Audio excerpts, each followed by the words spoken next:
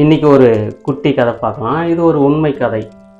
ஆக்சுவலாக ஒரு எம்எல்ஏ கிட்ட பொதுமக்கள் போய் ஒரு கோரிக்கை வைக்கிறாங்க. ரோடெல்லாம் சரியில்லை அப்படின்னு சொல்லிட்டு ஒரு கோரிக்கை வைக்கிறாங்க. நீங்கள் தான் அந்த ரோடெல்லாம் போட்டு கொடுக்கணும் அப்படின்னு சொல்லிட்டு கோரிக்கை வைக்கும்போது 2 நாளில் அந்த எம்எல்ஏ என்ன பண்ணுறாருன்னா 2 ரோடை நல்லா தார் ரோடு போட்டு சூப்பராக ஆக்கி கொடுத்துட்றாங்க. இதை சோசியல் மீடியாவில் போடுறாங்க, ஃபேஸ்புக்கில். உண்மையிலே பாராட்ட வேண்டிய விஷயமா இருக்குது. 2 நாளில் ஒரு எம்எல்ஏ கொடுத்த கோரிக்கையை நிறைவேற்றுறான்னா உண்மையிலே சூப்பர் அப்படின்னு சொல்லிட்டு அந்த ஃபேஸ்புக்கை படித்து பார்க்கும்போது ஆச்சரியமாக இருந்தது. 2 நாள் எப்போ அவ்வளோ பேர் ரோடு போட முடியும் அப்படின்னு சொல்லிட்டு 2 ரோடு ஆகும் அப்படின்னு சொல்லிட்டு அந்த கமெண்ட் போய் படித்து பார்த்தா தான் தெரியுது அது ஏஐ ரோடு.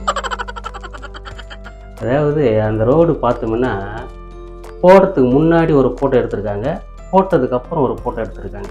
போடுறதுக்கு முன்னாடி அந்த காரு, இந்த 2 வீலரு அப்படியே இருக்குது. அந்த ரோடு போட்டதுக்கு அப்புறம் அந்த காரு, அந்த 2 வீலர் அப்படியே இருக்குது. ஏஐயில் கிரியேட் பண்ணி ரோடு போட்ட மாதிரி காட்டிட்டாங்க. ஆனால் இது அந்த எம்எல்ஏவுக்கு தெரியுமோ தெரியாதுன்னு தெரியல. பட் எதை நம்புறது எது நம்புறதில்லைன்னு உண்மையிலே பயங்கர குழப்பமாக இருக்குது. சோசியல் மீடியாவில் இது உண்மையா இது பொய்யா எதையுமே கண்டுபிடிக்க முடியல. இந்த போஸ்ட்டு போட்டது ஃபேஸ்புக்கில் போட்டது அந்த எம்எல்ஏவுக்கு தெரியுமா தெரியாதான்னு தெரியல. தேவையில்லாமல் இது போல் ஒரு வதந்தியை பரப்பி ஏன்னா இப்படி அந்த எம்எல்ஏக்கு கெட்ட பேர், அந்த கட்சிக்கு கெட்ட பேர் வாங்கி தராங்கன்னு உண்மையிலே தெரியல. அந்த போட்டோவை நீங்களே பாருங்களேன்.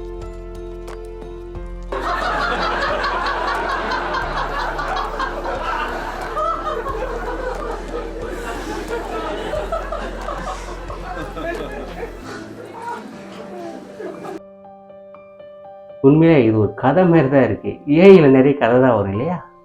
கதை தான். மீண்டும் நாளை வேறு கதையில் சந்திப்போம்.